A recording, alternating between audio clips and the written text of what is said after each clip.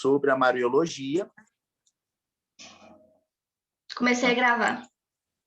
Estudar um pouco sobre a Mariologia, né? Perceber o que significa a figura de Maria na fé, né? Qual que é o lugar de Maria no edifício da fé, e então tentar entender um pouco, à luz da Escritura e da tradição, aquilo que representa ou qual foi a função de Maria no plano salvífico. Como sempre, e eu falo antes das formações, aquilo que vocês tiverem dúvida para acrescentar, pode ir falando aí, né?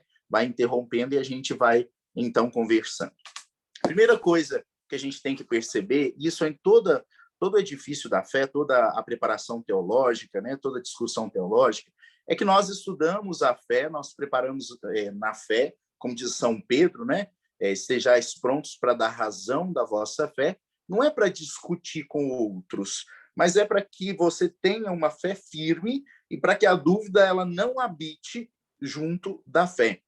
O evangelho da semana passada, durante a semana, Jesus, ele falando sobre o dom da fé, ele convidava a expulsar do coração a dúvida, porque onde existe a dúvida, a fé ela pode até existir, mas ela é ainda pequena. Agora, para que a fé tome conta, é preciso que a dúvida seja jogada para fora.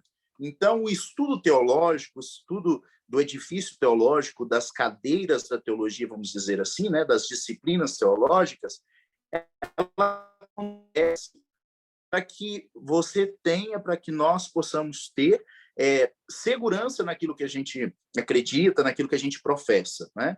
Agora, eu percebo muito, principalmente quando se fala em questão de Maria, de imagens, né? Agora, por exemplo, da Eucaristia, que às vezes a gente fica tentando ou querendo estudar para ficar discutindo com protestante, né? Meus irmãos, para o inferno com esses protestantes, viu? Com muita sinceridade, para o inferno com esses protestantes. Eles que abandonaram a igreja, eles que abandonaram a fé, nós não temos que dar explicação nenhuma para protestante. Não tem que dar explicação nenhuma para protestante. Nós, como nós lemos no texto da missa de quinta-feira, né, quando Jesus convida a viver o memorial dele, e também na sequência da missa de quinta-feira, quando diz que Jesus delegou àqueles que escolheu o tesouro a ser vivido, nós somos guardiões do tesouro da fé, e nós não temos que ficar dando explicação para protestante. Eu estou, sinceramente, cada dia mais sem paciência com essa turminha filha de Lutero. Esse povo acha que tem o direito, que tem assim a petulância, sem embasamento teórico nenhum, sem embasamento bíblico nenhum, porque eles mal sabem ler o português e já acham que podem ficar discutindo Bíblia com qualquer um. Então, não se preocupem com protestante, não se preocupem. Ah, mas Maria falou assim, meu filho, volta para o boteco que você chama de igreja e fica lá até ver o que vai acontecer. Não ponha o seu bedelho dentro da igreja de Cristo, porque aqui ou você é cristão católico ou não me interessa o que você está fazendo da sua vida. Eu estou, sinceramente, sem paciência com esse povo. E quando se trata de Mariologia, quando se trata da figura de Maria, tem que ser assim mesmo, né? Diz o Papa João 23, que aquele que é cristão, aquele que é católico, seguidor de Cristo, naturalmente ele é defensor da figura de Maria. Nós vamos ver porque a figura de Maria ela está totalmente ligada à missão e à figura de Jesus. Se você derruba a figura de Maria, você derruba também a figura de Jesus. O fato da preparação, da participação de Maria no plano salvífico, né, dos dogmas da fé referente a Maria, ele não é por Maria. Por isso o tema hoje é per Maria ad Jesum, por Maria a Jesus, porque a figura de Maria ela não é central da fé, ela é sempre uma preparação para o Cristo. Só que aquilo que foi feito em Maria foi feito em vista do mistério de Cristo. E uma vez derrubada a figura de Maria, uma vez comprometida a figura de Maria, naturalmente compromete-se também a figura de Jesus e toda a questão da redenção. Então, esse povo, eles são tão ignorantes na fé e ignorantes no sentido de estudo que eles não percebem o quão perigoso é o ataque à figura de Maria. a igreja nos primeiros séculos, né, e primeiros séculos aí, nos primeiros concílios, já pronunciava Maria como mãe de Deus, Theotokos, já venerava a figura de Maria, porque eles já percebiam quanto era importante para o sustentáculo da fé cristã a figura e a missão de Maria. Aí esse povo que nasceu, nem saiu das fraldas ainda, abriram igreja anteontem, acham que sabe alguma coisa de teologia e de Bíblia e quer ficar ensinando o Pai Nosso ao vigário. Faça-me o favor. Então, tirando essas raivas que a gente passa com esse Zé Povinho, que não é para a gente passar, mas o estudo da Mariologia, ele deve ser não para que você responda a este povo, como eu disse, porque a gente não tem que perder tempo com eles mesmo, mas que você tenha convicção daquilo que você acredita, daquilo que você professa, para que, de fato, você não entre em parafuso e você não seja pervertido por qualquer pessoa que tenha aí uma boa lábia. Aquilo que Jesus disse, né? Tem que ter cuidado com os falsos pregadores, os falsos profetas, aqueles lobos vestidos de ovelha, porque eles vão aparentemente pregar a palavra, mas na verdade eles estão pregando só aquilo que eles resolveram aceitar da palavra, ou aquilo que eles resolveram colher dentro da palavra e que concordo ou não concordo. Fé, meus irmãos, fé cristã, seguimento a Jesus, não é assim. Eu concordo com isso, eu não concordo com aquilo. Ou você concorda com Cristo e acolhe Cristo, ou pode ir embora e seja feliz no seu jeito de ser, mas não fale-se como cristão, não.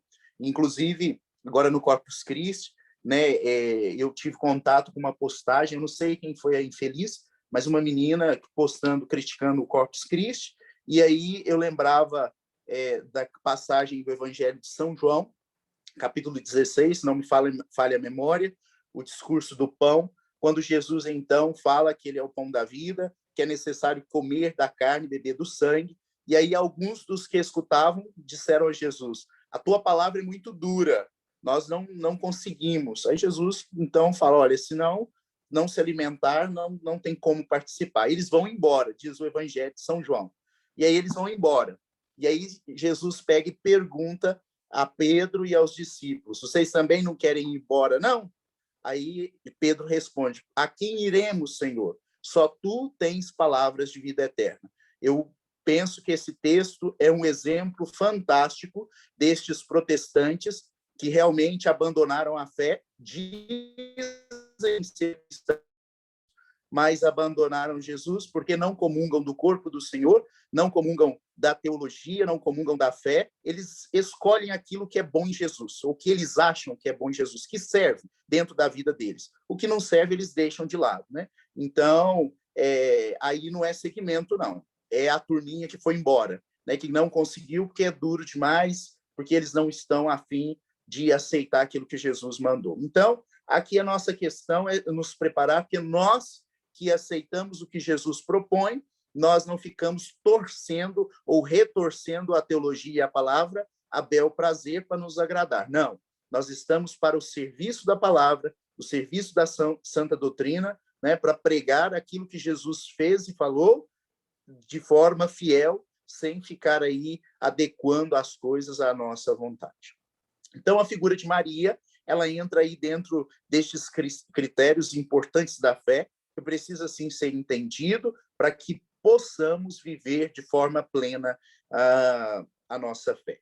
Para início de conversa, eu separei um parágrafo da Lumen Gentium, né, que é a Constituição Dogmática do Vaticano II, sobre a Igreja, sobre a vida da Igreja, e que fala um pouco sobre a figura de Maria para inaugurar, vamos dizer assim, essa nossa fala. Diz assim, a Sagrada Escritura do Antigo e Novo Testamento e a venerável tradição mostram de modo progressivamente mais claro e como que nos põe diante dos olhos o papel da Mãe do Salvador na economia da salvação. Então, primeiro ponto, tanto o Antigo quanto o Novo, quanto a Sagrada Tradição, mostram a figura de Maria. Só não vê quem não quer ver. Como diz Jesus, pior cego é aquele que não quer enxergar. Então, tanto o Antigo quanto o Novo Testamento é tradição. Vocês sabem que tradição aqui não é o que a gente chama de tradição, né? Que é aquilo que é passado, não. A tradição, com T maiúsculo, é a tradição dos apóstolos, é conteúdo de revelação. Então, depois, se vocês tiverem curiosidade, vejam o início do Catecismo da Igreja Católica, quando fala sobre a revelação divina. Lá vai explicar muito bem, eu não posso entrar aqui agora, porque senão nós vamos comer muito tempo, mas lá fala muito bem sobre a revelação. A revelação divina, ela se dá, né, primeiro nas Sagradas Escrituras, escrita, depois na Sagrada Tradição, e quem lê a Sagrada Escritura e a Sagrada Tradição é o Sagrado Magistério, ou seja, é a igreja, a gente lê na igreja. Os protestantes, para eles é só a Escritura, é só a Escritura, só a Bíblia, né? E mesmo assim, a Bíblia ainda faltando texto, né? Então, nós trabalhamos com a verdade, nós não trabalhamos com adequações igual esse povo faz, não. Continuando, os livros do Antigo Testamento descrevem a história da salvação, na qual se vai preparando lentamente a vinda de Cristo ao mundo. Ontem eu estou meio caloroso com esses protestantes, porque agora eles deram de me importunar, sabe? Quinta-feira eu vi essa postagem, ontem eu tive uma conversa lá com uma protestante, e ela me fez raiva. Então, ela até ontem ela falou assim, ela questionou a questão de imagem, né? Ela falou, mas isso é o Antigo Testamento. Eu falei, minha filha, descola o Antigo Testamento da sua Bíblia e joga fora. Fica só com o Novo, então. Porque se você está falando que o Antigo Testamento não tem importância, descola o Antigo. Só que é tanta ignorância, tanta falta de conhecimento, que é uma heresia do primeiro século, que foi combatida pela igreja, né, que algumas pessoas achavam que tinha uma ruptura, que o Antigo Testamento, ele não de fato, ele tinha que ser excluído e viver só com o Novo Testamento. Só que, se a gente tira o Antigo Testamento, todas as promessas de Cristo, né, que fazem, vamos dizer assim, os elementos maiores do Cristo, estão no Antigo Testamento. A preparação, como eu li aqui agora, ela se dá no Antigo Testamento. E aí, lembrando lá da Sacrosanto Concílio, que é uma das constituições do Concílio Vaticano II, ela vai dizer que no Antigo Testamento já estava escondido o Novo Testamento. E quando acontece o Novo Testamento, se torna claro aquilo que estava escondido no Antigo Testamento. Por quê? Porque o Antigo Testamento é uma preparação para a vivência do Novo Testamento em Cristo, né? Então, se a gente desconecta o Antigo Testamento, cai por terra a figura de Cristo, cai por terra os elementos primordiais da cristologia. Cristo Redentor, Cristo Filho de Davi, Cristo Messias, Cristo Salvador, tudo isso some. Então, quem é Cristo? Nada. Um cara legalzinho que falava legal. Pronto, só isso. Sem o Antigo Testamento, vamos dizer assim, a promessa cai. Cristo não é cumprimento de promessa, porque a promessa está no Antigo. Então, o Antigo Testamento, ele já vai mostrar e trazer aí aquilo que, de forma, claro, de forma escondida, à sombra, aquilo que vai se revelar no Novo Testamento.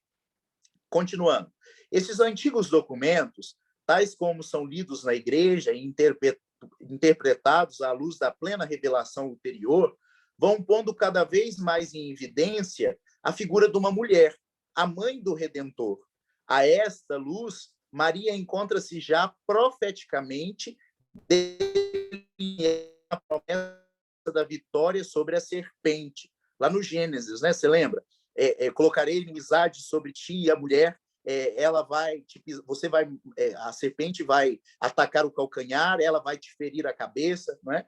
Então, de fato, Eva é a antiga mulher, Maria é a nova. Então, no Antigo Testamento, essas imagens vão apontando para aquilo que será feito em Maria. Feita aos primeiros pais caídos no pecado. Ela é, Maria, né, igualmente, a virgem que conceberá e dará à luz a um filho, cujo nome será Emanuel. Essas promessas estão lá em Isaías, em Miqueias, está lá no primeiro capítulo de Mateus, né? É a primeira entre os humildes e pobres do Senhor, que confiadamente esperam e recebem a salvação de Deus. Com ela, enfim, excelsa filha de Sião, passada a longa espera da promessa, se cumprem os tempos e se inaugura a nova economia da salvação, quando o Filho de Deus dela recebeu a natureza humana para libertar o homem do pecado com os mistérios da sua vida terrena. Então, a figura de Maria, ela é uma figura central na fé. Claro, o centro, o ápice, é sempre Cristo. Mas não tem como desligar Cristo de Maria, só se você, de fato, estiver fugindo da verdade. Todo aquele que é servo da verdade e abraça a verdade, naturalmente, ao olhar por Maria, se vê Jesus. Por isso, per Maria ad Iesum, por Maria Jesus, né? Ou por Jesus a Maria, um leva ao outro, naturalmente, não tem como errar. Então, a primeira questão é ver essa presença de Maria na Bíblia, não é? Lembrando assim que a Bíblia é esse conjunto de memórias, né, que o povo vai escrevendo, vai vivenciando sobre a experiência de Deus, e eles vão, então, juntando, vão compactando essas experiências. Primeiro, o Antigo Testamento, o centro do Antigo Testamento é a ação de Deus na vida do povo. O centro do Novo Testamento é o querigma, ou seja, Jesus que prega, que vive e depois que sofre, morre e ressuscita. Então, primeiro, a Bíblia é este conteúdo de fé, a Bíblia, o Antigo Testamento, mostra a ação de Deus na vida do povo, e o Novo Testamento mostra o cumprimento das promessas de Deus na vida do povo, ou Deus agindo de forma pessoal na vida do povo, já que no Antigo Testamento Deus age através de elementos da natureza, através de sinais, através dos seus profetas, e no Novo Testamento Deus mesmo ele vem estar conosco. Então, a Escritura sempre vai nos mostrar esse diálogo entre Deus e o homem, né? Vai sempre nos levar a esta percepção daquilo que o homem consegue compreender de Deus, aquilo que Deus fala ao homem. Então, no Antigo Testamento, o que a gente pode pegar, ou que a gente pode entender aí da figura de Maria? O Antigo Testamento, como eu disse, ele tem sinais prefigurativos, né?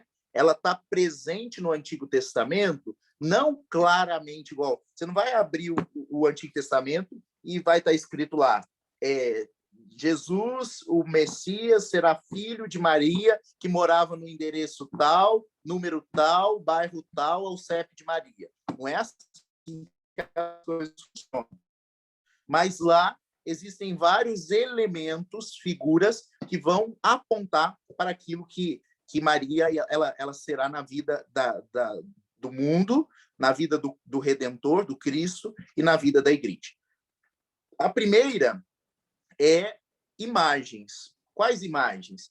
Vocês lembram do ofício de Nossa Senhora? O ofício de Nossa Senhora, né, até cantado, ele praticamente são imagens de Maria no Antigo Testamento, né? Estrela da manhã, Torre de Davi, Trono da Sabedoria, Sede da Justiça, Velo de Gedeão, Íris do Céu Clara, Sarça da Visão, e vai trazendo, o ofício de Nossa Senhora vai trazendo imagens do Antigo Testamento, que, na verdade, todas elas estão mostrando ou apontando para aquilo que vai se cumprir em Maria, né? Maria, ela pode ser vista como essa torre de Davi. O que significa isso? A torre de Davi é aquela torre da vigia, é a torre da esperança, é a torre daquele que espera a aurora, que espera o cumprimento de Deus, que foi o que aconteceu em Maria. Ela é a estrela da manhã. Por quê? O que é a estrela da manhã? A estrela da manhã é a primeira estrela ou a última estrela a se apagar no céu antes que o sol apareça, né? A estrela da manhã, quando já está na aurora, né? Ali no nascimento do sol, então o céu já começa a clarear, as outras estrelas já se apagaram no céu e resulta só uma, fica só uma lá. E depois ela se apaga e o sol vem. Maria é a estrela da manhã. Por quê? Porque ela é a última das estrelas até que o Messias apareça. E quando o Messias aparece, Maria também. Porque ela não tem luz própria. É por isso que nós chamamos Maria de lua, porque a lua não tem luz própria. Ela vai mostrar a luz do sol, né? Depois, então, primeiro imagens do Antigo Testamento que mostram ou que falam um pouco daquilo que é Maria. No Antigo Testamento também tem figuras. Quais figuras? Mulheres que são símbolo de Maria. E aí a gente tem lá Sara, Raquel, Débora, Judite, né? A rainha Esther. Lembrem-se lá, por exemplo, do texto usado na missa do dia 12 de outubro, né? É o texto da rainha Esther intercedendo pelo povo. Por quê? A rainha Esther intercede ao rei pelo seu povo. Eu não sei se vocês lembram do texto, mas ela fala algo assim, o rei pergunta, o que você quer? Qual que é o seu desejo? Fala, o meu desejo é a minha vida, o meu pedido é a vida do meu povo. Ou seja, eu quero a minha vida e eu quero a vida do meu povo. Eu quero vida e vida para o meu povo. Então, Esther foi uma intercessora do povo junto ao rei. Maria é intercessora do povo junto ao rei, né? Então, por isso que a igreja lê no Antigo Testamento essas figuras como também prefiguração de Maria. E depois algumas profecias. O Antigo Testamento tem algumas profecias sobre a figura de Maria. A primeira, que eu já disse para vocês, lá no Gênesis, quando o escritor sagrado fala, colocarei inimizade entre ti e a mulher, entre a tua descendência e a descendência da mulher, você ferirá o calcanhar dela, mas ela vai te esmagar a cabeça com o calcanhar. Então, já é uma prefiguração daquilo que se cumpriria em Maria e na igreja. E depois em Isaías, né?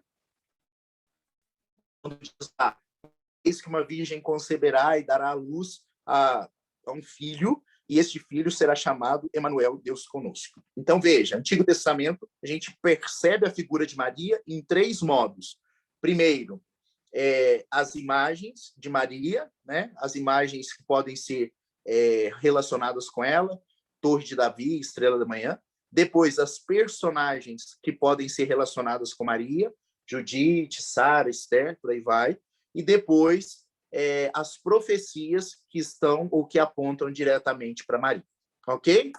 Depois, Maria aparece no Antigo Testamento de 3 modos, né? Primeiro eram 3 categorias, e agora 3 modos de Maria no Antigo Testamento. O primeiro modo é uma preparação moral. Por quê? Porque como a humanidade ela está corrompida pelo pecado, Maria é aquela que vai ajudar ou que vai participar da nova educação da humanidade, ou como que eu digo aqui, da nova linhagem, do novo modo de ser da humanidade. Se em Eva e Adão nós temos uma desobediência, em Jesus e em Maria nós temos a obediência. Então, aqui é uma preparação moral. Maria, ela vai ser aquela que mostra como é a vida reta diante dos caminhos de Deus, ou como é conformar a sua vida à vontade de Deus. Eu não sei se vocês se recordam, mas no início do Evangelho de São Mateus tem a genealogia de Jesus. E na genealogia de Jesus, muitas pessoas passam por aquele texto direto sem perceber, né? O padre até estava contando esses dias que tinha um padre que deu o Evangelho lá, aí falou assim, fulano gerou ciclano, Beltrano gerou Beltrano, fulano gerou Beltrano, tal, e gerou. E aí, a hora que terminou de proclamar o evangelho, ele falou assim, como desse evangelho não se tira nada, então, creio em Deus Pai Todo-Poderoso. Foi ignorante do padre, né? Porque é um dos evangelhos mais belos, primeiro, porque Mateus está fazendo ali uma ligação profunda de Jesus com a descendência de Davi. É o que eu falei sobre a ligação do Antigo Testamento. Mateus, ele tem essa preocupação imensa de ligar Jesus ao Antigo Testamento. Mateus coloca várias passagens do Antigo Testamento. Isso aconteceu para se cumprir as Escrituras, isso aconteceu para se cumprir isso aconteceu para se cumprir aquilo. E Mateus já começa o seu evangelho dizendo, Evangelho de Jesus Cristo, filho de Davi. Ou seja, ele é da descendência, ele é família. E aí ele coloca lá a genealogia de Jesus. E aí, dentro da genealogia, a genealogia é sempre masculina, né? Lembrem-se sobre a questão dessa questão do homem, né? Da figura do homem na sociedade. Então, quem gera não é a mulher ela carrega, mas quem gera é o homem. Então, se você vê lá o início do Evangelho, quer ver? Só pegar aqui para a gente poder ter uma ideia. O início do Evangelho, ele vai sempre falar assim, aqui, Abraão gerou Isaac, Isaac gerou Jacó, Jacó gerou Judá e seus irmãos, Judá gerou Farés e Zará de Tamar. Aí, o texto vai sempre falando assim, é o homem quem gera. Só que dentro desta genealogia, aparecem 4 mulheres, na verdade, 5 mulheres. 4 delas estão no Antigo Testamento. Quais são? Tamar, Raabe, Ruth, Betsabeia. Tamar, perdida na vida. Raabe, prostituta. Ruth deu em cima de Boaz. E Betsabeia era mulher de Urias, que foi deitar com Davi. Davi matou Urias para ficar com a mulher dela, ou seja, tudo perdida na vida, né? Eram todas, assim, santas mulheres. Mas por que elas foram parar aqui? Porque o escritor sagrado, depois ele coloca, e Maria, Jacó gerou José, o esposo de Maria, da qual nasceu Jesus. Olha que fantástico.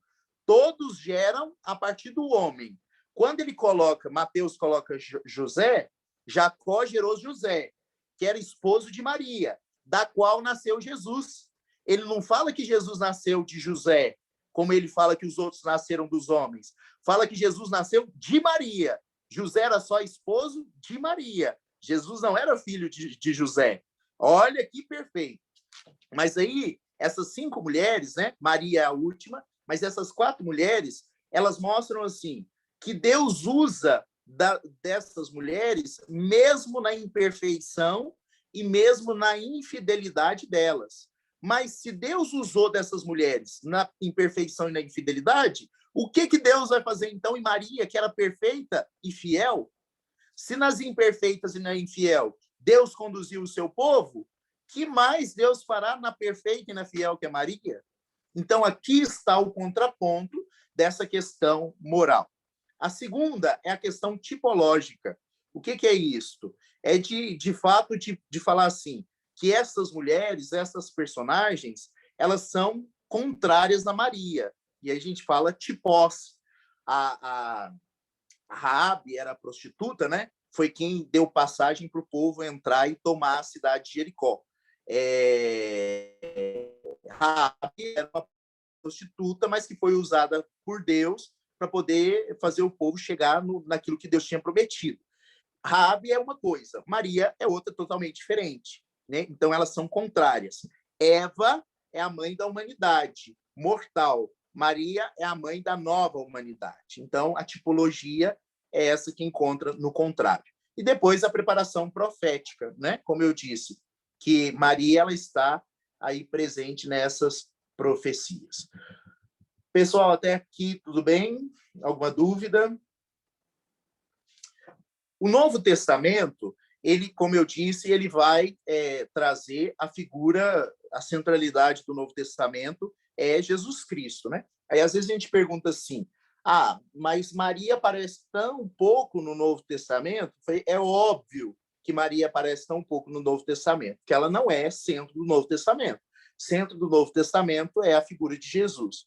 E lembrem-se daquilo que São João fala no final do seu evangelho, quando ele diz assim, olha, eu escrevi algumas coisas, porque se eu fosse escrever tudo o que aconteceu, não ia ter, há, porém, muitas coisas que Jesus fez. Se fossem escritas, uma por uma, creio que o mundo não poderia conter os livros que se escreveriam. Então, São João está dizendo aqui como também São Lucas diz no início do texto dele, tanto nos Atos quanto no texto do Evangelho, né, quando ele escreve ao Teófilo, não, ao amigo de Deus, ele está dizendo o quê? Nós fizemos uma seleção, nós pegamos algumas coisas. Então, não foi escrito tudo que Jesus fez, não foi registrado tudo, tanto que é por isso que a gente fala da Sagrada Tradição. Né? Então, não foi escrito tudo que Jesus fez. Não dá, é idiotice falar que aquilo que está aqui no Novo Testamento resume 100% que Jesus fez. Não é assim. Jesus fez muito mais. Isso foi o que chegou até nós. Então, o Novo Testamento, ele é sintético. E como sintético, ele tem que abarcar aquilo que é importante. E aquilo que é importante é a figura de Cristo, né? A figura da vamos dizer assim, da centralidade de Cristo. Então, sempre nós vamos trazer assim, Jesus Cristo, depois os apóstolos, os discípulos, os fariseus, a realeza, os pagãos, né? Existe uma ordem de prioridade no Evangelho. Jesus é a centralidade, depois o Evangelho vai falar muito dos apóstolos, né? Porque é a base da igreja, os discípulos e por aí vai. Mas olha que bonito, Mateus, no Evangelho dele, vai dizer sua mãe, Maria. São João vai dizer a mãe de Jesus, Maria. Então, todos os evangelistas, eles têm essa preocupação de dizer assim, não era qualquer uma, não era qualquer pessoa. Ela tinha nome, ela tinha história, e esse nome, essa história, essa escolha dessa mulher, que foi indispensável para que acontecesse a obra da salvação, né? Então, não foi por acaso. Deus não colocou a mão na cumbuca e saiu o nome Maria de Nazaré, é essa que vai ser a mãe do Filho de Deus. Não é assim que o processo foi feito. Então, claro, Deus preservou Maria, mas ela também teve um esforço a partir dela, né, de mostrar essa fidelidade a Deus. Então, assim, Mateus vai colocar Maria como a mãe de Jesus, apresentar Maria. Marcos já a mãe, a sua mãe. Marcos já tem o Evangelho de Marcos é mais sintético, né? Então ele vai mostrar Maria como vai dizer da mãe de Jesus, né? Lucas já apresenta Maria como a Virgem e o nome dela era Maria. Veja, Maria, olha só, Lucas é o evangelista que mais fala de Maria. Um total de 152 versículos do Novo Testamento sobre Maria, 90 são de Lucas. E um versículo aparece no livro dos Atos e 89 no terceiro evangelho. Então, Lucas é o que mais cita Maria. Diz uma tradição que Lucas teria tido contato direto com Nossa Senhora. Então, Nossa Senhora teria sido uma das testemunhas que Lucas ouviu para poder escrever o seu evangelho. Lá no Evangelho de Lucas, por exemplo, cada evangelho apresenta uma dimensão de Maria, né? Por exemplo, o Evangelho de Marcos, Maria é uma discípula de Jesus. É mais uma das discípulas, que ela é mãe, mas ela também se torna discípula. No Evangelho de Mateus, Maria, ela é aquela que gera, ela é aquela escolhida por Deus, ela tem uma participação importantíssima no projeto do cumprimento do Antigo no Novo Testamento. Lucas já vê Maria como seguidora de Jesus, peregrina na fé, sinal da opção de Deus pelos pobres. Então, Maria, no Evangelho de Lucas, ela já ganha outras dimensões. O Evangelho de João, né, quando ele fala assim, a mãe de Jesus, já coloca Maria neste contraponto com a figura de Eva, com a figura da mulher. Para João, Maria é, ao mesmo tempo, a mulher e, ao mesmo tempo, a igreja. Maria é a figura da igreja, né? Então, ela não é só a mãe de Jesus, que gera Jesus, mas ela gera também a igreja. Então, vejam que os textos do Novo Testamento, né, os evangelhos, eles têm a centralidade cristológica, claro, mas eles não deixam de marcar aquilo que é a figura de Maria. E aí lembrem lá do texto de São João, das bodas de Caná, que é belíssimo, né? A figura de Maria nas bodas de Caná, como a intercessora, aquela que intercede pela situação. quando Jesus diz para Maria assim, mulher, a minha hora não chegou. Às vezes a gente pensa assim, não, mas que falta de educação desse sujeito, chamar a mãe dele de mulher. Não, muito pelo contrário. Quem era a mulher? Era Eva. Agora Jesus fala, mulher, ou seja, você é a nova Eva, você é a mulher. Tanto que o Evangelho de João vai lá colocar no final, né? Tinha um túmulo no jardim, e no jardim depositaram o seu corpo. Lá no jardim é o jardim da obediência. Existe um servo fiel e uma serva fiel. Existe obediência. Lá atrás existia um jardim também, Éden, mas tinha um servo infiel e uma serva infiel, Eva e Adão. E aí então houve desobediência e houve o pecado. Então Jesus e Maria tem essa ligação da redenção, né? Eles contrapõem aquilo que foi vivido no Antigo Testamento. O Catecismo da Igreja tem umas questões sobre Maria que é muito interessante. E aí eu separei 3. Olha só, quando fala sobre a questão do sim de Maria. Ao pronunciar o fiat da Anunciação e dando o seu consentimento ao mistério da encarnação, Maria já colabora para toda a obra que seu filho deverá realizar. Ela é mãe, onde quer que ele seja salvador e cabeça do corpo místico. Ou seja, não foi só um sim de Maria, foi o sim. Os outros sims que vieram dependiam do sim de Maria. Né? Então, o sim de Maria, que ela poderia ter falado não, ela era livre para isso, mas o sim de Maria é ali que inicia o pacto de restauração da humanidade. É com Maria e o seu simples faça-se em mim que a humanidade começa a ser reerguida. Terminando o curso da sua vida terrena, a Santíssima Virgem Maria foi elevada de corpo e alma para a glória do céu, onde participa já na glória da ressurreição de seu filho, antecipando a ressurreição de todos os membros do seu corpo. Agora, na frente, eu vou falar sobre os dogmas, aí a gente vai entender sobre a questão de Maria na glória. E, por último, nós cremos que a Santíssima Mãe de Deus, a nova Eva, a mãe da Igreja, continua a desempenhar no céu o seu papel maternal para com os membros de Cristo. Assim como Jesus confiou aos pés da cruz, né, discípulo amado, essa é sua mãe, este é o discípulo, e o discípulo a acolheu em sua casa. Então, todos aqueles que são seguidores de Cristo, naturalmente, devem acolher Maria como mãe. Por isso que eu tenho esse problema, essa dificuldade com esses protestantes aí de meia tigela, porque, de fato, eles acham que a figura de Maria não é importante. Assim, para ser muito sério, né? Muito sério, os protestantes tradicionais, luteranos, anglicanos, a figura de Maria é venerada igual nós veneramos, né? Tanto que hoje o maior centro de estudo mariológico que existe é da Igreja Católica em parceria com a Igreja Anglicana. A Igreja Anglicana e a Igreja Católica têm um centro de estudo muito, muito forte sobre a figura de Maria, né?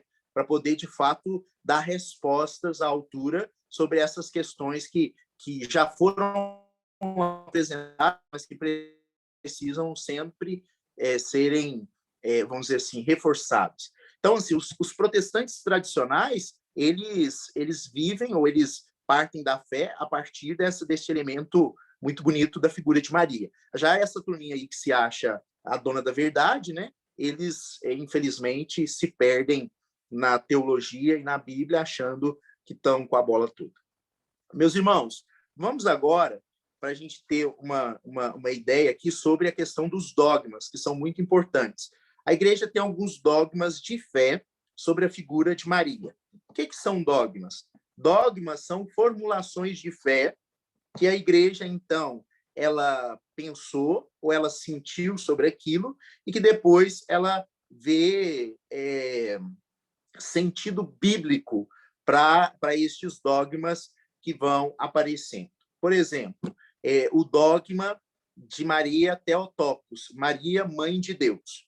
Você falou assim, ó, na Bíblia fala que Maria é mãe de Deus? Não, a Bíblia não fala que Maria é mãe de Deus. Mas então, como é que vocês vão falar então que Maria é mãe de Deus? É muito, muito simples. Quem é Jesus? Ele não é verdadeiro homem e verdadeiro Deus? Então, não tem como Maria ser só mãe da parte humana de Jesus. Por quê? Ele é uma só pessoa. Até porque isso é uma heresia. Falar que Jesus dividir Jesus no meio. Ele é só uma pessoa, verdadeiro Deus, verdadeiro homem. Logo, Maria é mãe de Deus, mãe de Jesus Cristo. Ela não é mãe de Deus Pai, ela é mãe de Deus Filho, não é? Mas ela é mãe de Deus, Theotokos. Então, este primeiro dogma mariano, né, que é Maria, mãe de Deus, ele foi formulado no Concílio de Antioquia. Por quê?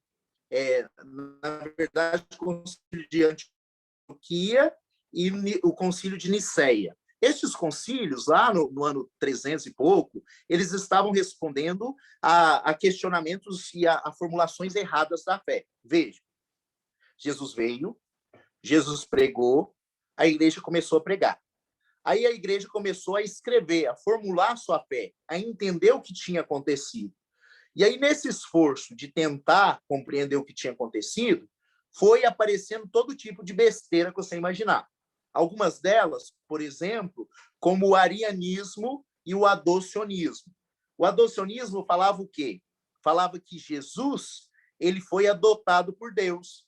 Então, Jesus era um cara muito gente fina, muito certinho da vida. Deus olhou ele lá de cima e falou assim, ó, cara maneiro, eu vou adotar ele como filho. E adotou ele como filho. Só que isso é um problema. Por quê? Porque se ele foi adotado como filho de Deus, coloca em xeque a validade e a importância ou a base da aliança. Porque a aliança só é eterna e só é uma aliança que vai ser duradoura porque ela foi feita a partir do homem, mas a partir de Deus, já que Jesus é verdadeiro Deus e verdadeiro homem. Então, essas heresias do primeiro século colocaram em dúvida a questão de Jesus, se ele era verdadeiro Deus, verdadeiro homem, se ele era consubstancial ao Pai, ou seja, com a mesma substância divina do Pai, não é? E todas essas questões colocam em xeque a fé. Por quê? Porque se Jesus não é da mesma substância do Pai, então ele é um humano. Se ele é um humano só, se ele é só homem, então a nossa fé ela não faz sentido, porque nós estamos acreditando só no homem. Né? O que é o diferencial de Jesus é que ele juntou as duas naturezas. Né? Não tem como saber onde começa uma e termina a outra. Era um só Jesus em duas, verdadeiro Deus e verdadeiro homem. Só que essas heresias colocam em xeque isso. Então, ao falar que Maria é mãe de Deus, a igreja está respondendo que Jesus foi gerado no ventre de Maria como homem e Deus. Ou seja, Jesus saiu de Deus, do qual ele é consubstancial, do qual ele tem a mesma substância, a divindade, e ele veio para a humanidade e recebeu de Maria a sua dimensão humana. Logo, proclamar Maria mãe de Deus é proclamar Jesus como verdadeiro homem e verdadeiro Deus, que é a base indispensável para vamos dizer assim, para o funcionamento, para o sucesso da aliança. Quando eu falo que Maria não é mãe de Deus, eu jogo por terra a pessoa e a figura de Jesus, jogo por terra a aliança, então pode deixar isso de lado, porque essa aliança aí, salvos nós não estamos. Veja que o Concílio de Éfeso falou em 431. Maria se tornou com toda a verdade, mãe de Deus por ter concebido humanamente o Filho de Deus em seu seio. Mãe de Deus, não porque o Verbo de Deus dela tenha recebido a natureza divina, mas porque dela recebeu o seu corpo sagrado, dotado de uma alma racional, unido ao qual, na sua pessoa, se diz o Verbo nasceu segundo a carne. Vou explicar. Olha para mim aqui. Verdadeiro Deus e verdadeiro homem, ok? Jesus, verdadeiro Deus e verdadeiro homem. Duas dimensões. Só que não tem como falar. Mas onde começa o verdadeiro Deus, onde termina o verdadeiro homem? Não tem como falar isso. É um só Jesus. De Maria, ele recebe a dimensão humana. De Deus, ele vem com a dimensão divina. Então, por isso, quando a gente reza lá no creio, e se encarnou pelo seio da Virgem Maria e se fez homem, né? Então, em Maria, Jesus recebe a dimensão humana. Então, é verdadeiro Deus e verdadeiro homem. Por isso que ela gera Deus. Por isso que a gente fala Theotokos. Theotokos, a tradução de Theotokos do grego, não é mãe de Deus, é geradora de Deus. Porque diz o credo, ele foi gerado, não criado. Porque se ele fosse criatura, problema teológico, a salvação estaria em risco. Ele é gerado. Por que gerado? Porque ele está em Deus antes de todos os séculos. Lembra lá do Evangelho de João? No princípio era o Verbo estava com Deus, e o Verbo era Deus, e o Verbo se fez carne e habitou entre nós. Então, no seio de Maria, o Verbo se fez carne e habitou entre nós. Continua o Concílio de Éfeso.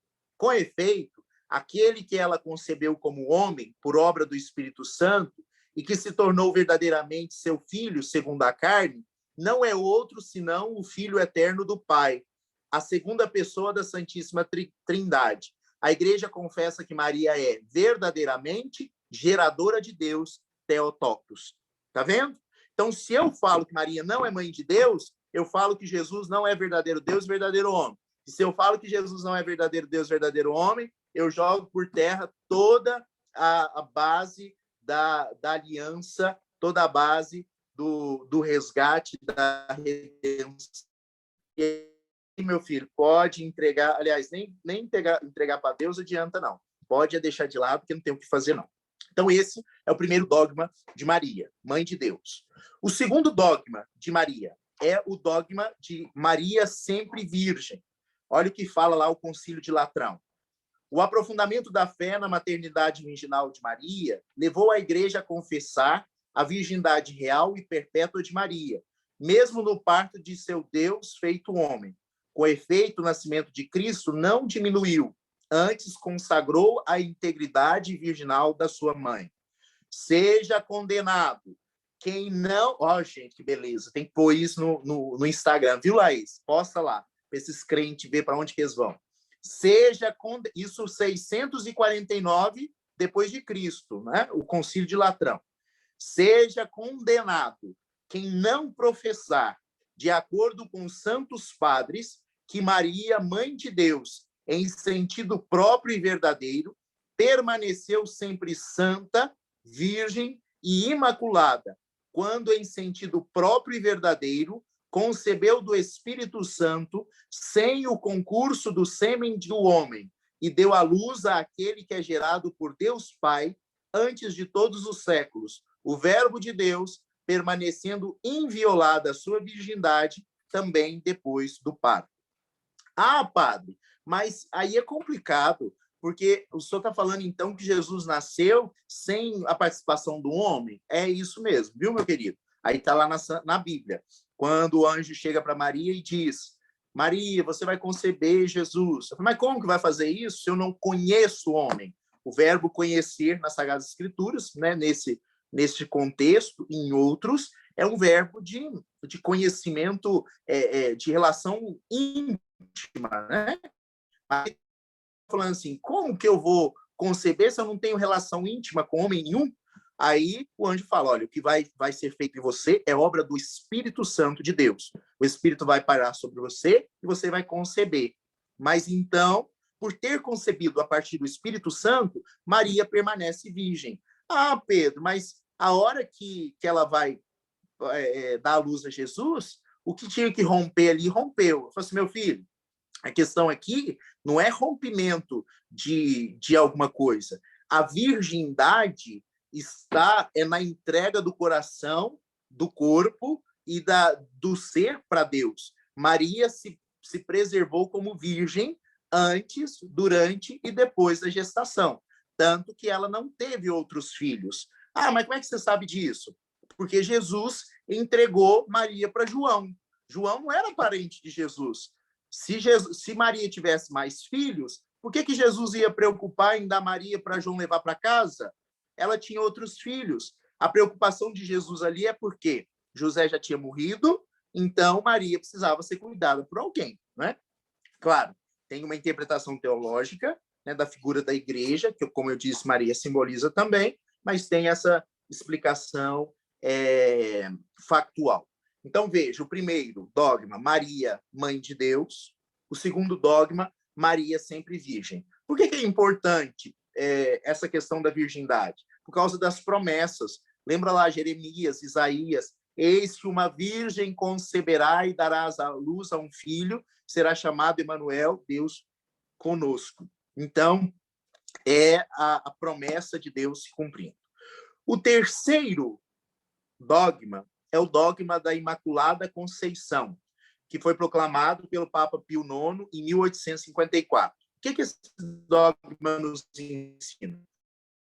Por uma graça e favor singular de Deus onipotente, em previsão dos méritos de Jesus Cristo, Salvador do gênero humano, a bem-aventurada Virgem Maria foi preservada intacta de todo o pecado original no primeiro instante de sua concepção.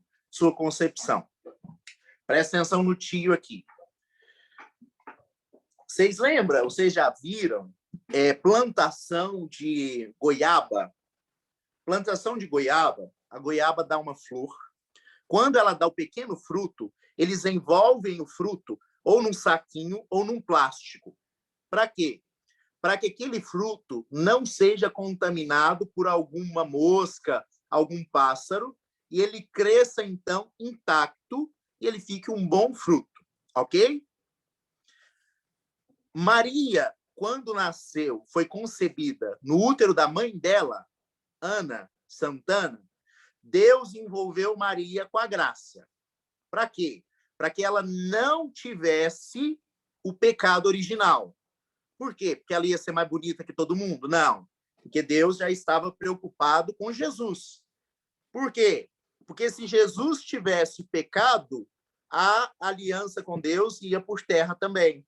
Porque o que faz o homem quebrar a aliança com Deus várias vezes é o pecado.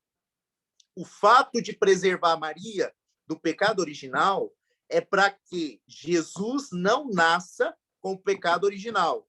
E ele não nascendo com o pecado original, ele pode, né, ter uma convicção ou uma palavra, vamos dizer assim, uma força maior na sua aliança com Deus. Então, ele não é corrompido pelo pecado.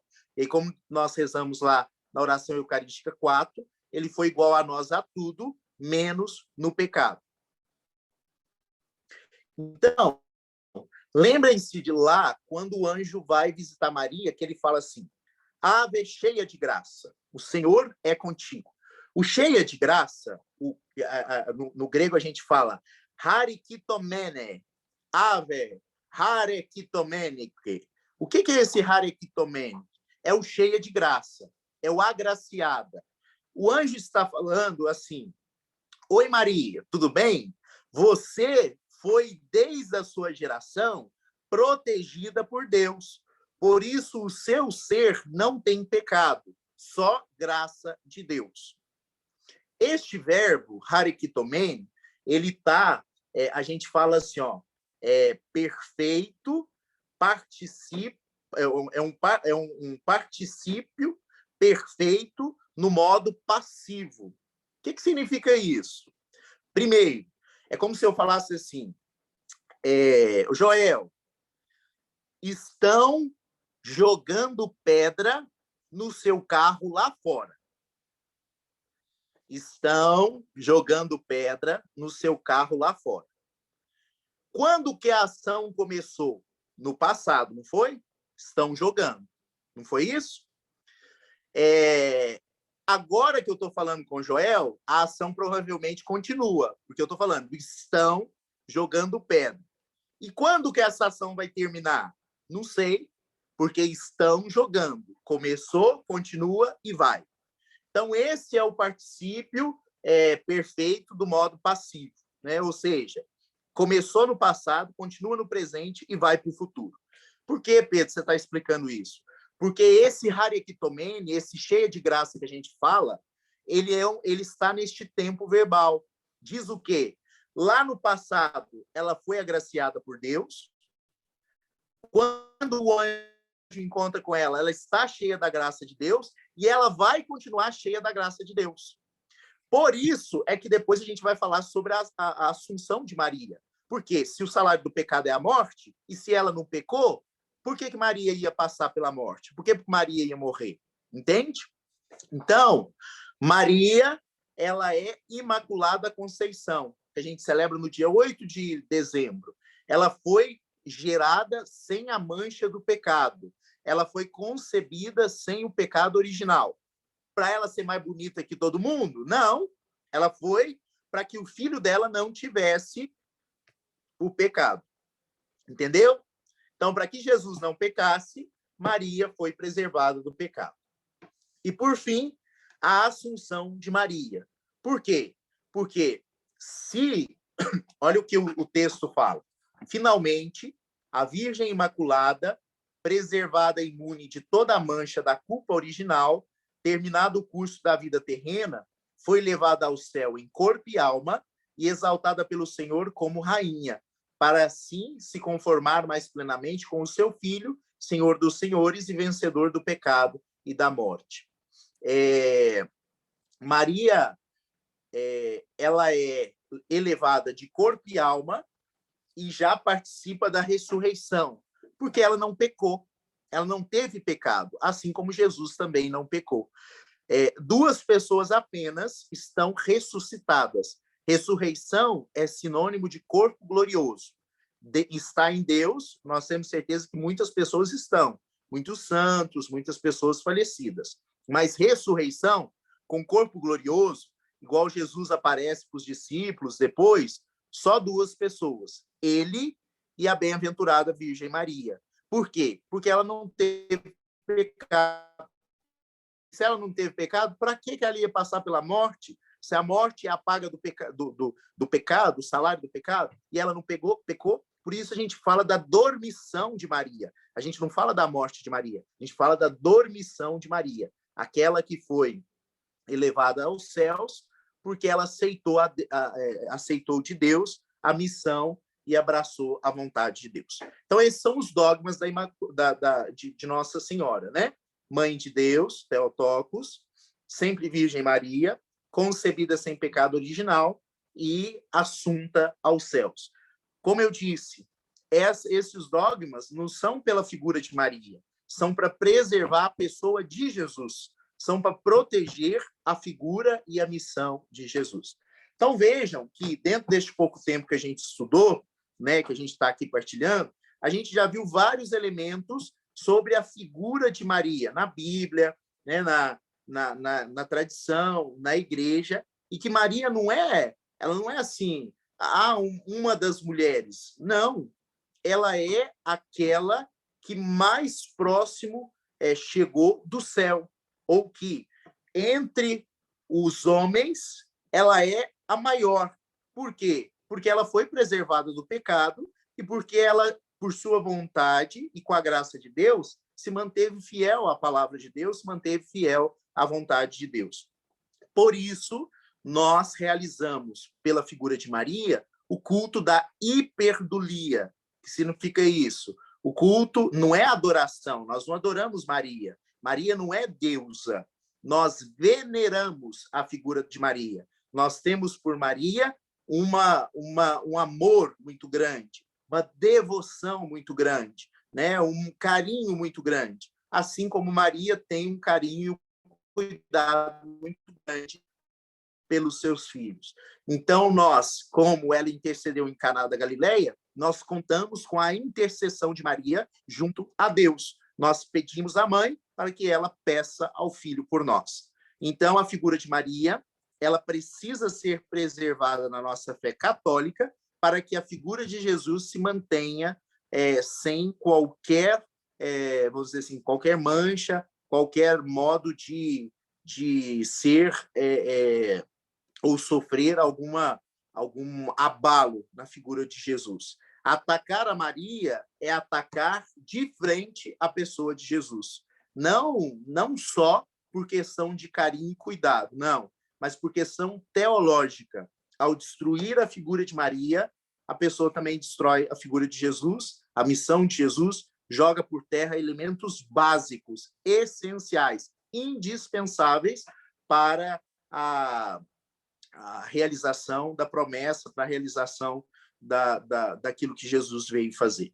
Então, é isso um pouco que eu queria partilhar com vocês, né, neste estudo. Por isso, por Maria a Jesus. Maria nunca chama para si a figura, Maria nunca quer para si a centralidade, mas ela é sempre aquela que aponta para Jesus, ela é sempre aquela que mostra quem é Jesus. E nós, ao olhar por Maria, nós sempre vamos a Jesus. Nós nunca ficamos em Maria, nós sempre vamos com Maria a Jesus. Per Maria ad Jesum, por Maria a Jesus. Ok?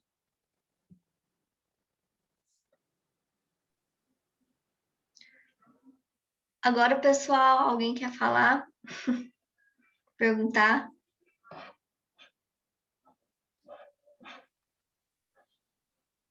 Eu quero perguntar ao Pedro. Está me escutando, Pedro? Estou. No primeiro lugar, né, queria te parabenizar, né, pela várias formações que eu tive com você aí, liturgia, mariologia, né, lá no curso.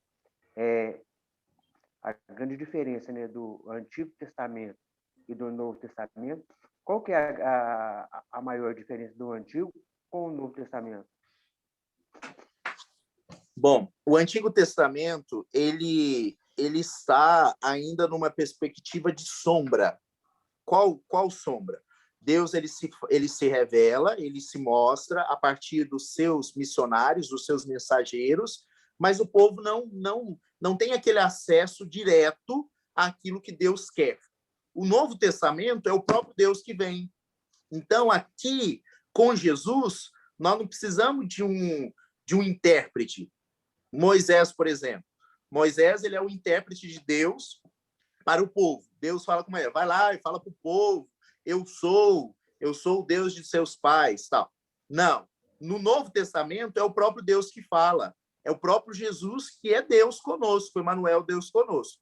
Então a diferença talvez maior entre o Novo e o Antigo Testamento tem várias, mas a maior talvez seja essa. A presença de Deus no Antigo é uma presença de cuidado, é uma presença de manifestação, de sinais, é uma presença através dos seus escolhidos, mas no Novo Testamento é o próprio Jesus, é o próprio Deus quem fala. Então aqui não tem dúvidas. Deus esclarece as dúvidas que existiam. Deus põe como dizer assim, em pratos limpos, né? Coloca ordem naquilo que estava em desordem. O próprio Jesus, quando ele vai falar lá sobre a questão do divórcio, né? da mulher, do casamento, ele fala, olha, Moisés disse isso sobre o divórcio, mas era por causa da dureza do coração de vocês. Tem que ser assim. Então, Jesus ele está interpretando, ele está reorganizando aquilo que foi dito. Quando ele fala, os mandamentos se resumem em 2, amar a Deus sobre todas as coisas e o próximo como a ti mesmo. Por quê? Porque os judeus haviam multiplicado os mandamentos em inúmeros mandamentos, eu não sei, 600 e tantos mandamentos, né, leis, mandamentos. Jesus está falando assim, olha, se você amar a Deus sobre todas as coisas e o próximo como a ti mesmo, naturalmente tudo flui, o resto acontece, né? Então, o importante é a centralidade desses dois. Então, talvez a diferença esteja aí. O Antigo Testamento é Deus, vamos dizer assim, escondido no véu, e o Novo Testamento é Jesus quem rasga o véu do templo e permite o homem ter acesso direto a ele. E claro, né? O Antigo Testamento nunca se vai chamar a Deus de Pai. Deus é Deus, inacessível. Eu não posso olhar para Deus, eu não posso... Tanto que várias passagens bíblicas, quando Deus fala, ou quando Jesus fala assim, eu sou, as pessoas se prostam, se jogam o rosto por chão, pela terra. Porque eu não posso ver Deus. Quem vê Deus morre. Mas o Novo Testamento, não. Jesus nos ensina a chamar a Deus de Pai. Então, muda a relação. de Deus distante para o Deus próximo, de Deus Senhor para Deus Pai. Então, Jesus ele dá essa guinada na compreensão de quem é Deus. Obrigado, Pedro. Deus te abençoe nessa caminhada sua. Amém. Sobre aquela imagem lá que a gente colocou no convite do encontro, eu achei ela muito interessante, muito curiosa. Você podia falar um pouco dela? O padre Marcelo Cacheta, inclusive, estava dizendo esses dias, aquela imagem que eles chamam do Divino Pai Eterno, Maria sendo coroada nos céus. Maria não é a quarta pessoa da Trindade. Preste muita atenção. A mudança é pouca, mas ela é significativa e importante. Maria não é a quarta pessoa da Trindade. Não. A Trindade são 3 pessoas. Deus Pai, Deus Filho e Deus Espírito Santo. Mas Maria é a quarta pessoa na Trindade. Por quê? Porque quando eu morrer, eu também vou para a Trindade. Quando vocês morrerem, vocês também vão para a Trindade. Céu é o seio da Trindade. Céu é participar da Trindade. Então, ali, aquela figura do coroar Maria ali, é como se estivesse mostrando que Maria está no céu, que Maria foi assumida no seio da Trindade. Ela não é deusa e ela não faz parte da Trindade, né, enquanto deusa, mas ela é assumida pela Trindade, como nós também seremos. Lembrando aquilo que São João da Cruz diz belamente, o desejo do coração de Deus é que sejamos deuses, ele por natureza, nós por participação.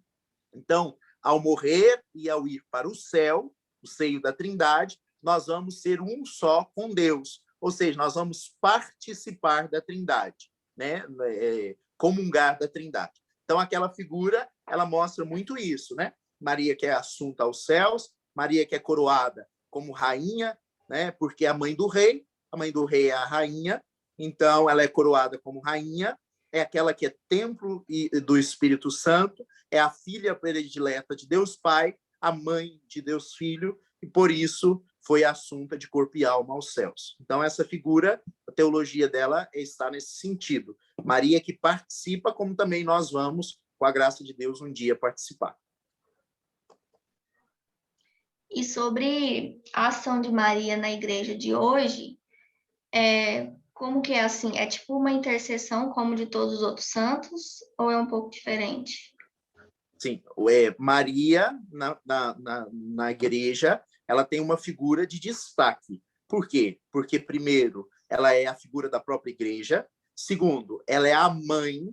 Então, por ser a mãe, ela tem um lugar de destaque.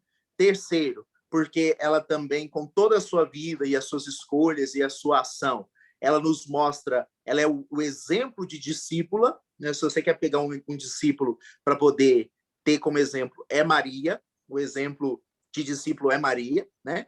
E dentro disso tudo, ela é aquela que intercede junto a nós. Agora, a gente vai pensar, mas vai medir força com os santos? Não, até porque todos os santos também eram marianos, também tinham a sua devoção a Maria, também tinham reconheciam o seu carinho, a sua maternidade, né? A sua filiação, né? Essa relação profunda com Maria. Então, os santos também, eles têm este carinho por Maria, como nós também temos. Então, a intercessão dos santos, que é também muito tranquila e clara para nós, ela acontece pela Virgem Maria, pelos santos, porque eu posso interceder por vocês, eu posso rezar por vocês. Quem mais? Aqueles que já estão junto de Deus. Então, eles rezam lá de junto de Deus. Eu vi que o pessoal escreveu alguma coisa aí, mas eu não sei. Vamos ver aqui.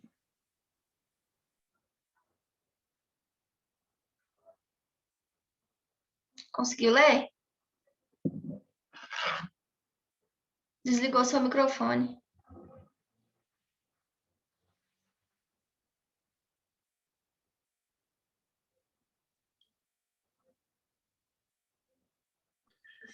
Sobre o Evangelho de Maria, né? Não, não tem Evangelho de Maria, não. Os evangelhos canônicos são 4.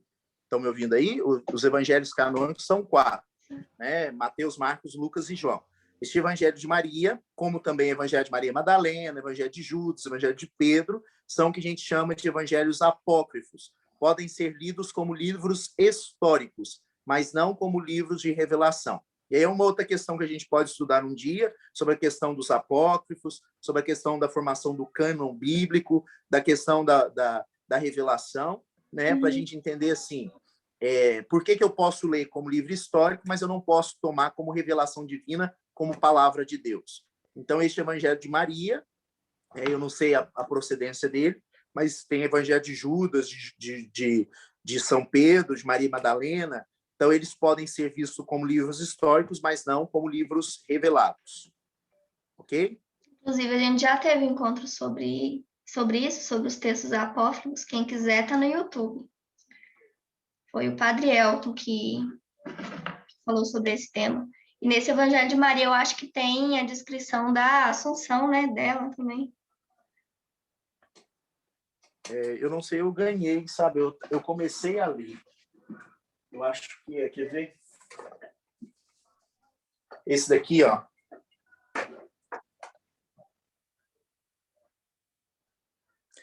Eu não sei se é esse que tem. Eu sei que um dos apócrifos tem falando da Assunção. É muito bonito de ler, mas não é revelação. Então, não pode ser tomado como palavra de Deus.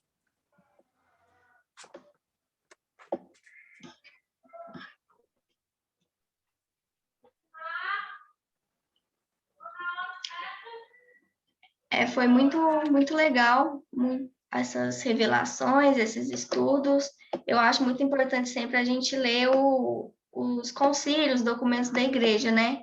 Que é mais direcionador do que esses apócrifos, né? Porque os apócrifos nunca não dá para saber, né? Na verdade, assim, acho que a gente tem que valorizar muito essa carga da igreja, né? Porque são muitos anos e os protestantes tipo rasgam isso tudo, né? Todo esse conhecimento acumulado. Se você quer uma seriedade de estudo, busque os primeiros séculos, os primeiros padres, né? A gente chama padres apostólicos, padres apologéticos, que são os escritores, não eram padres mesmo, são escritores que refletiam sobre a fé. Por quê? Porque eles estão mais próximos do cristianismo nascente, do evento Cristo. Nós estamos há 2000 anos do evento Cristo. Estavam há 200 anos do evento Cristo. Então, para eles é muito mais fácil falar sobre o cristianismo do que nós hoje falar. Eles estão lendo no grego, eles conhecem a língua, eles conhecem a cultura. Nós desconhecemos isso. Nós vamos ler no máximo aí no português. A gente tem pouco conhecimento sobre a cultura de Jesus, sobre o judaísmo. Então, assim, a possibilidade de erro para nós é muito grande e para eles não era. Então, assim, as igrejas protestantes excluem eles porque elas sabem que se elas forem ler ao pé da letra elas precisam voltar ao catolicismo. Então, uma questão de sinceridade que eles não terão. Então, deixem também, como eu disse, com esse povo eu já perdi a esperança e a paciência. Querem permanecer no erro, é como Jesus disse, né? Chega uma vez, corrige. Chega 2, corrige. 3, corrige. Não vai, meu filho? Deixa para lá. Não se preocupe. Então, eu já cheguei nessa etapa. Deixa para lá. Nós temos que preocupar com a formação dos nossos. Não ficar tentando desentortar nada, não. É isso, pessoal. Mais alguém tem alguma dúvida? Quer falar alguma coisa? Tati, fala aí. Você que é a fã número 1 de Maria.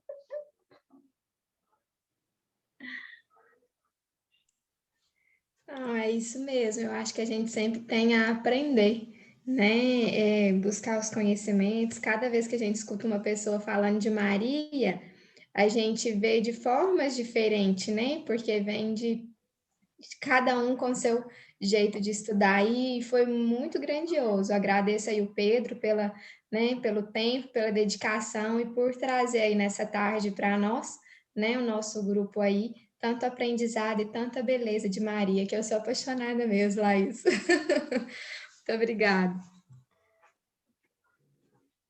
Isso mesmo. Já Muito podemos bem. encerrar?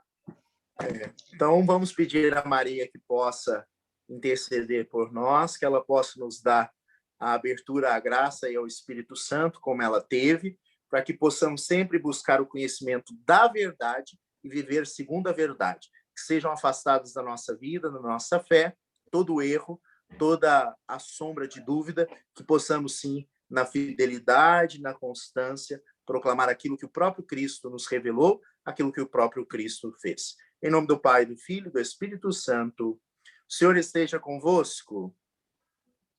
Por intercessão de Maria Santíssima, desça sobre vós a bênção de Deus Todo-Poderoso, Ele que é Pai, Filho e Espírito Santo. Amém. Amém. Muito Muito bem, muito obrigada. obrigado, viu? Ótimo fim de semana para vocês. Deus abençoe. Amém. Deus te abençoe muito também, viu? Obrigada. Tchau, gente. Tchau, pessoal. Boa tarde. Obrigada a todos. Amém.